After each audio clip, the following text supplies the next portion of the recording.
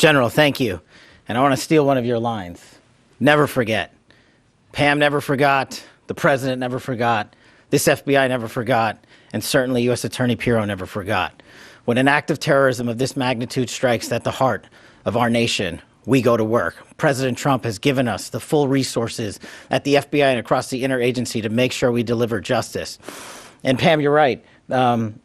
Dan and I did sit down early on about this to bring justice, but you led the effort. You brought together the interagency.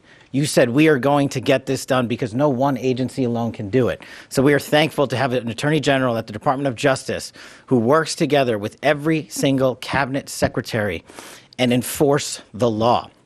What you saw today, and I want to get, or what you're going to see today, I want to address in a minute, but I want to remind the folks out there the work of this Department of Justice. We were here just a few short months ago talking about how we were going to raise the RFJ for another violent offender on the run, Ryan Wedding. And what did we do under Attorney General's leadership? And what did we do when President Trump said, go get the worst of the worst? We captured him. We captured together, under President Trump's leadership, 6 of the FBI's most wanted fugitives in 1 calendar year. To put that in perspective, that is 2 more than the entirety of the prior administration. And you cannot do that alone at the FBI. You have to have an Attorney General and a Department of Justice willing to prosecute, willing to go to the 4 corners of the earth and make sure we deliver justice. And that's what we're doing here today.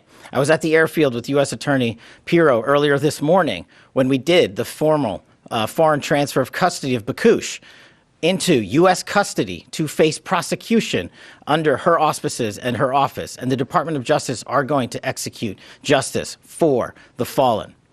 As a young prosecutor at CTS in the National Security Division, I worked on the Benghazi case. This was very near and dear and personal to me. We lost 4 brave Americans in Chris, Sean, Kyle, and Steve. And we can never, ever, ever forget them. Ever. And we will not.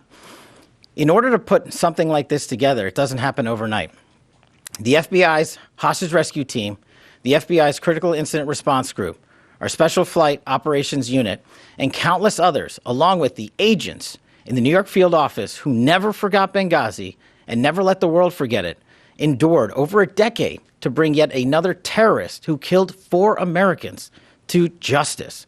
That is a relentless pursuit of mission that can only happen when you have an interagency who's willing to get after it. I'm extremely thankful to the CIA and Director Ratcliffe and our other law enforcement partners for making sure that the world knows that if you kill an American citizen in an act of terrorism, we will hunt you down.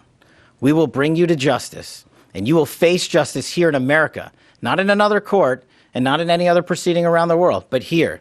You killed our own, so we are going to take it to the streets to make sure you are held accountable.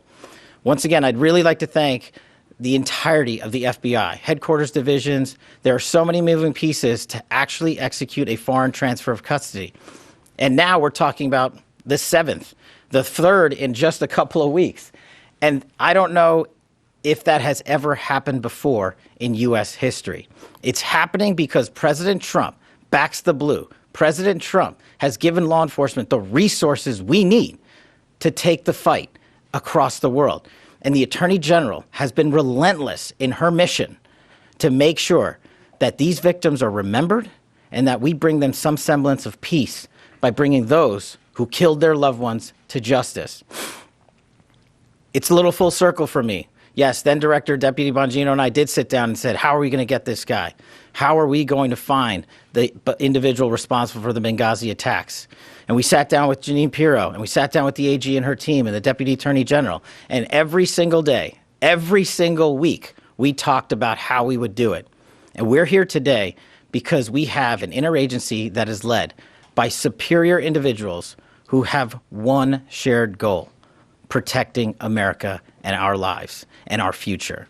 And to any others out there who wish to do harm, especially commit acts of terrorism here and around the world, this is the feat you will meet. You will not be forgotten by us. We will chase you down. And it is a privilege and an honor to be the director of the FBI and come full circle for me, especially on this Benghazi case, especially with the families I know so well. And for me to you, the families, I just want to personally say, I continue to pray for you. I hope that we can give you a little bit of peace in the utmost difficult of times when you have lost loved ones. And I just want to thank President Trump for delivering that peace and that modicum of justice.